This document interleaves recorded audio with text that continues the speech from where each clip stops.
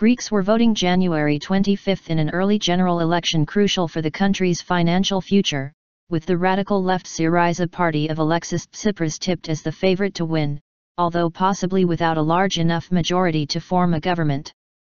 Tsipras had been firmly ahead of Conservative Prime Minister Antonis Samaras' New Democracy Party in opinion polls leading up to the election, which is being held nearly 2 years ahead of time. But polls also showed a significant portion of voters were undecided 2 days before the vote. Syriza has run on a campaign of renegotiating the country's €240 billion international bailout deal, and has pledged to reverse many of the reforms pushed through to qualify for the rescue loans that have kept Greece financially afloat for the past 4 years. The anti-bailout rhetoric has renewed fears of Greece's ability to definitively emerge from its financial crisis that saw a quarter of its economy wiped out, sent unemployment soaring and hammered the euro, the currency shared by 19 European countries. The country's creditors insist Greece must abide by its commitments to continue receiving support, and investors and markets alike have been spooked by the anti-bailout rhetoric. Greece could still face bankruptcy if a solution is not found, although talk of Grexit, Greece having to leave the joint currency, and a subsequent potential collapse of the euro itself has been far less fraught than during the last general election in 2012.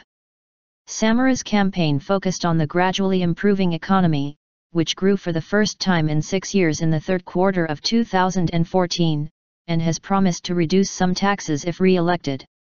He has warned of the potentially dire consequences of reneging on bailout conditions, to the point that his critics accused him of running a fear campaign.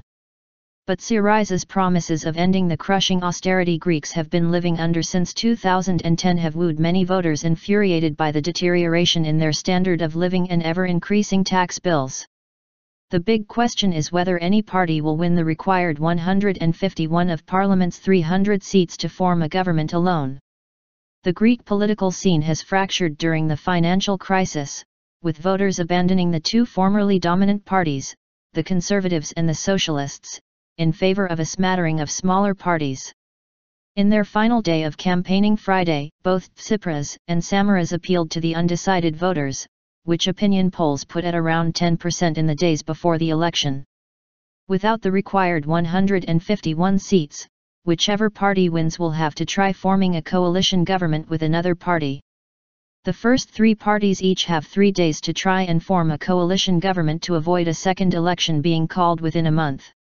Another option, however, would be for the winner to seek support for a minority government, where other parties would vote along government lines without participating itself in a power-sharing deal. Opinion polls ahead of the vote showed the new centrist Potami, or River, party vying for third place with Nazi-inspired Golden Dawn, whose leader and several top lawmakers are in jail awaiting trial on charges of participating in a criminal organization.